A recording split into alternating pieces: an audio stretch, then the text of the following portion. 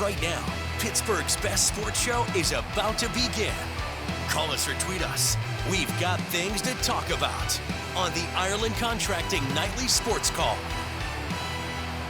Good evening, everyone. Welcome inside the Fan Cave. Bob Pompeani with you until 11 o'clock tonight. Riding solo, so if you'd love to call, I'd love to take that call and discuss some of the things going on in Pittsburgh sports right now. 412-575-2600, that is the number to call.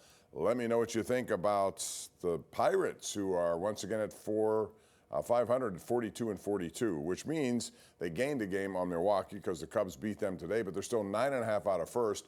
They also gained a game in the wild card division. They're 2.5 out of the last wild card. And you might look at the next couple of weeks here and say to yourself, these are the biggest 2 weeks of the Pirate season. It leads into the All-Star break, and what they have on the docket is a 4-game series starting tomorrow night against Philadelphia, and they have some tough pitchers to face in that one. Nola will go tomorrow. Then it's Christopher Sanchez. Then it's Zach Wheeler.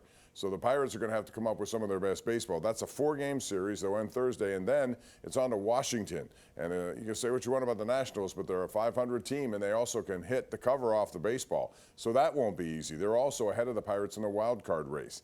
After that, the Pirates come home to take on the Atlanta Braves and then the Milwaukee Brewers. These are 4 teams above 500. 4 could end up in the playoffs, and this is what's on deck for the Pirates. So they can't afford to dig too deep and create a hole that they can't get out of.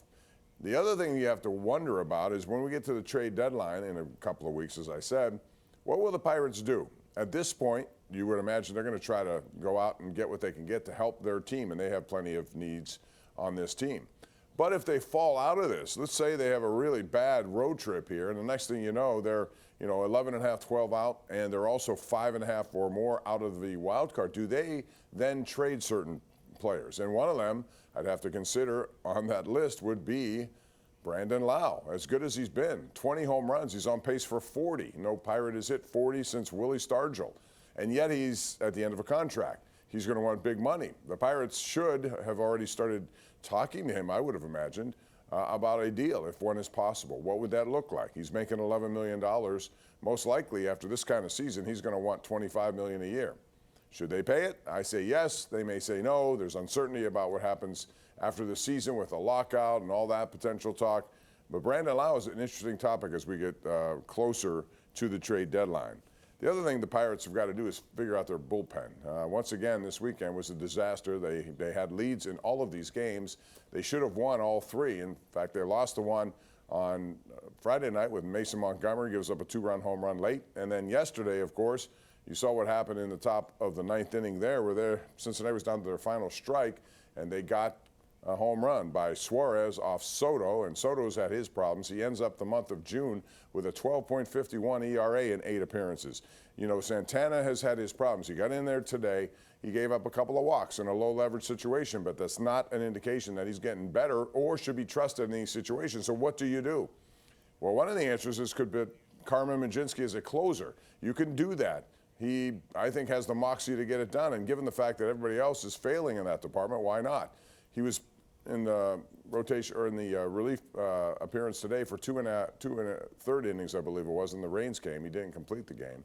He probably would have had there been no rain delay. But the fact is, when he does this, he's at 43 pitches today. If he got to 50-some, he's not going to pitch for another 4 days.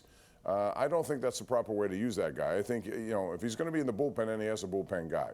Jared Jones, however, has struggled on the other side of it. Now, he needs to get it better than what he's been. His ERA is over 5. I realize he came off the surgery and he's been out for quite some time, but at some point he's got to ramp it up. No starter is helping the bullpen. That includes Paul Skeens. They're not getting deep into the game. You would expect Skeens to get 8 innings every single time he pitches. That's my expectation after a Rookie of the Year, after a Cy Young. But he's not come close to that. He's gone 5, it seems, almost every outing anymore with pitch counts in the 90s to 100. So even though he's still, Paul Skeens, and I don't have a loss of confidence in what he's able to do, he's just got to get better here. They need him to be there. They need him to be dominant.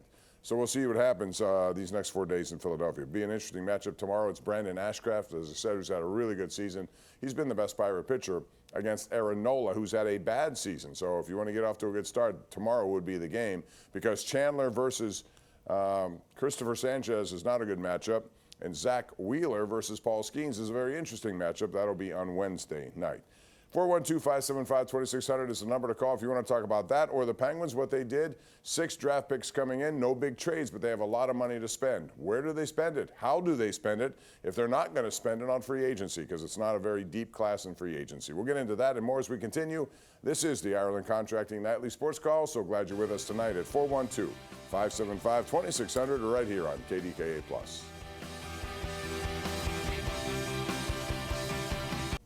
All right, welcome back. This is our Xfinity tweet of the night. Comes from Christian, who does a very good job following the Pirates. He says, believe it or not, a year ago today, Esmeralda Valdez was playing in High A Greensboro, and today in the majors with homers in 3 straight games. And that's very true. And that's one of the questions I have for you tonight at 412-575-2600 is what should Donnie Kelly do with this guy? To me, he plays every day.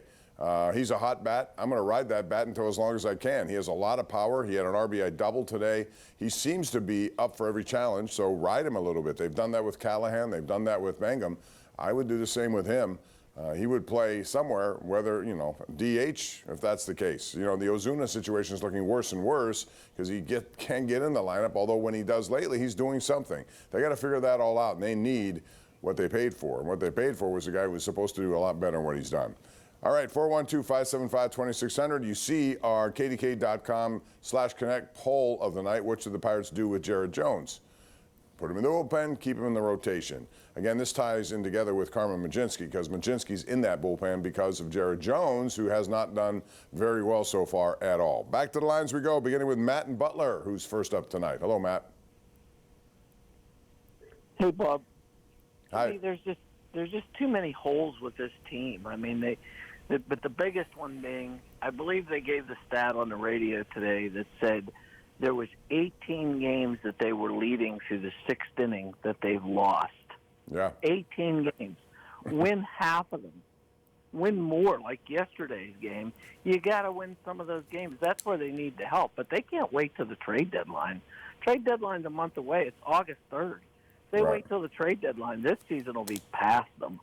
That's a good point. Matt, thank you for the call. And I will tell you this, based on, they had 18 blown saves. Let's say they win half of those 18 games. That's 9, right? 9 blown, 9 not blown. So instead of being 42-42, they'd be 51-33. And with that record, you'd be challenging for one of the best records in the National League. That's how much this bullpen has really hurt them in every way. It's middle relief, it's long relief, especially 8th and 9th inning relief. And right now, they don't have anyone to go to. They have to do something. The internal answers are not working. They've tried guys in the minors. They've brought them up here, but they haven't been able to get the job done. So what do you do now? They got to do something now because this season is drifting in a direction you don't want it to drift, given what they had expectation-wise. Back to the lines, it's Whitehall, our next destination. We have Mark. Hello, Mark. What's up? Pomp, can you please explain to me why Lau has to bat second? Reynolds is a better hitter. He's a switch hitter. And O'Hearn's a better hitter. I just don't understand why he has to bat second. Well, I have a better question for you. I mean, the answer is you could put him second, third, or fourth. Quite frankly, he has more power, and you wonder why Gonzalez is batting fourth. He's been in the cleanup spot a lot lately. I'm not sure the answer to that. I know that Donnie Kelly has switched this lineup around a lot over the course of the year, but he's settled now in on this lineup when Griffin's healthy of Griffin. And they really miss O'Neal Cruz, by the way. If you had him back with some of the lumber this team is bringing, that would be great, plus the speed. It's Lau second, Reynolds third, O'Hearn, or Gonzalez fourth, and O'Hearn fifth. I would put O'Hearn fourth and Gonzalez fifth. I like Gonzalez, what he's been able to do, but necessarily not to have him high up in the order like that.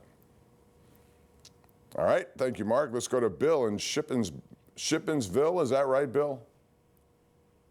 Yeah, Shippensville, Bob. All right, what's up? Wouldn't surprise me that Jared Jones has one more start, and then he goes on the injured list. I think that's what's going to have to happen to him. Thank you. All right, thank you. You never know. I don't know if his arm is a problem. It's just trying to get back into, definitely being productive on that hill. He hasn't been productive at all. That he needs to go longer into the games. I know they were nursing him along at first, but you can't keep doing that every single outing. He's got to stretch it out a little bit. I don't expect him to go 8. I do expect him to go 6 and make it a quality 6. So, Skeens is another interesting thing because Paul Skeens, as I said before, I can't believe I'm saying this, but they're 0-8 in their last 8 Skeens starts. That's a carryover to what happened last year. it's just impossible to consider how good he's been over that time. Now, during these 8 games, he's had some good games. He's had some not so good games by his standards, and everything is judged by his standards. He needs to be dominant, and if he's not dominant, it's going to hurt the Pirates. That's his role in all of this, and his pitch counts have always been too high, and this year, every time he goes out there, it seems he's done after 5 innings because he's not going to go over 105 pitches. All right, we got Brad on the line. What's up, Brad? How are you? Hey, Bob. There's just too many red flags, question marks on this Buffalo team. I mean, I believe the starting rotation is so overrated, besides Skeens and Ashcraft. And just another point, why in the world the Pirates can go to Lau and say, hey, we're going to give you this. He'd be idiotic, absolutely idiotic, to sign a contract when he's going to get much more money in free agency. That's why, if you're the Pirates, you at least have to start that process now, Brad, and see if there's any chance. I would bet that his number is $25 million per year. So, you know, if that's going to be the case, he's going to want probably 5 years. They're not going to settle for 3. This will be last contract for Brandon Lau. You know, if he hits 40 home runs, how many second basemen have done that? You know, it doesn't happen very often. In fact, for the Pirates, it doesn't happen for anyone. Stargell's the last guy to do it. If he should do that, he's halfway there at 20, at basically halfway part of the season. I mean, that's some nice pop for a guy who plays second base, and I would think that there are a lot of people out there who would like to have him. So yeah, for the Pirates, they got to figure this out sooner rather than later. And if it's not going to happen, you may have to trade him at the deadline. I hate to say that. If they're in contention, then don't trade him. You just ride it out, take your chances, and hope he's a big part of what they do to get into the playoffs. Wayne is on the line. Hello, Wayne. How are you? Hello. Good evening. Thank you for taking my call. Sure. One of the questions I had is why over the years haven't the Pirates been able to develop a relief pitcher through the minor leagues? Well, they brought in some, and certainly David Bednar would still look good. I know Andrew Filipponi talks a lot about him in that trade. You know, they made that deal thinking that Santana was going to be their closer after what he did last year. Bednar had some ups and downs, you might remember, and so they traded him to the Yankees, and he has 16 saves with them. I saw he got in the game tonight with the Red Sox. I don't know what he did in the bottom of the 9th. They went to the 10th inning. Maybe he only went 1 inning. But they could use some, you know, they haven't really developed many of the guys they've had in that closer role. They brought in from other organizations. So, you know, in this day and age, I think most of the closers that you'll see moving forward will be, you know, former starters, guys who still have a lot of good arm velocity, but they're not necessarily good enough to go 5, 4, 5, 6 innings, whatever the case may be. So if, you know, some of these guys turn into closers who are starters. And I would think Majinski has a chance, if they gave him one, to be a pretty decent one. Certainly better than what they've gotten so far this season. It's going to be one of the more interesting things to follow moving forward with this Pirate team. 412-575-2600 is the number to call. When we come back, we'll also get into the Penguins a little bit, and I don't know if you watched the Travelers Championship going on in Hartford, Connecticut, actually Cromwell, Connecticut. It's going to be a playoff tomorrow between Scotty Scheffler and Victor Hovland. They put on a pretty good duel today. They had a rain delay, but both 20 under par, I believe. Scheffler shot 60 earlier in the week, and Hovland's keeping pace. So who wins that tomorrow? And keep this in mind about Scheffler.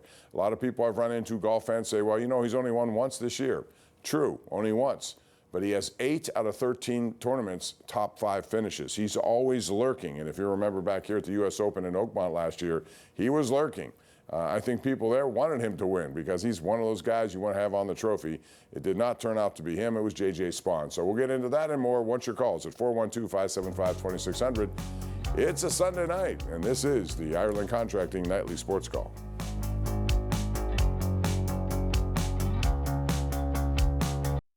All right, welcome back. We continue right here with the Ireland Contracting Nightly Sports Call. Join us tonight, 11:35 on KDKA-TV. We'll have the #1 Cochrane Sports Showdown. Andrew Filipponi, Jeff Hathorn, and Chris Adamski will be my guests. Right now, our guest is Douglas, who calls us from Illinois. What's up, Douglas? How are you today?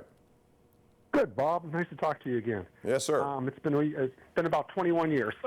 Oh. But anyway, did you move away from Pittsburgh or no, what? I moved out of Pittsburgh back in '98, and I remember 21 years ago I told you I was going to have a son, and you said, "What about Plexico as a name?" But that didn't happen. Okay. No, I didn't go with Plexico. But I'm looking at the Pirates staff, and I keep thinking they need to add a reliever, and we have one available, and Seth Hernandez, and the #3 prospect in baseball, over 100 strikeouts he leads the league in the minor leagues. And we've been having a lot of luck bringing some of these young guys in, and I think he would be a nice addition, and I think he could help the relief. You mean right now? Right now, I would put him in and bring him up just like you brought up Valdez, like you brought up Connor Griffin, and I think he would be a nice add-on. I mean, well, number 3 prospect. He's only 19 years old, though. That's my only concern, and he's going through the process. And you're right. Last year at this time, as Christian pointed out on our tweet of the night, that Esmeralda Velez was at high A, so he made a rapid move up, and maybe this guy could do it. I don't expect them to do it. I really don't. However, desperate times call for desperate measures, and if they get to the point where they really don't have any answers and they can't acquire anyone, the problem with acquiring relievers right now, and Douglas, thank you for the call, is that these guys are going to be valued by other teams as well. If Chapman, now the Red Sox won again tonight, they seem to be getting it together, which makes it more unlikely that they may move him. But let's say they do move him, and a lot of teams have bullpen problems. Trust me, you look at Cincinnati's bullpen, it's horrendous. It may be worse than the Pirates. And there are other bullpens that still need people. So there's going to be a bidding war going on, which will require you to give up more to get these guys. So, man, it's going to be hard to get what they need. The answers internally have not been good. Maybe Seth Hernandez is that. I mean, that's outside the box, and I wouldn't have expected that at all. But maybe it gets to the point where they do that. I doubt it, but I like how you're thinking. Meanwhile, to update the wild card standings, because that's most likely what's going to happen. If the Pirates are going to get in the playoffs, it's going to be that way.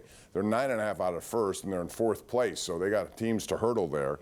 But San Diego is on the outside looking in. There are 3 wild card teams in place. San Diego's is next in line. They're a half game out. Then Miami, half game out. Then it's Washington, who the Pirates will play on this upcoming road trip. They're 2 out, and then the Pirates are 2.5 out, followed by Arizona. They're all jammed together.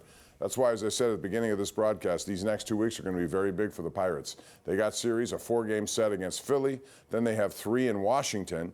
Then they come home after an off day on Monday to take on the Braves for 3, and then the Brewers for 3.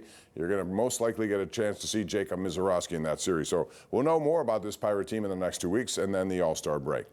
Join us tonight, 11:35. It's the #1 Cochran Sports Showdown. In the meantime, thank you for joining us tonight.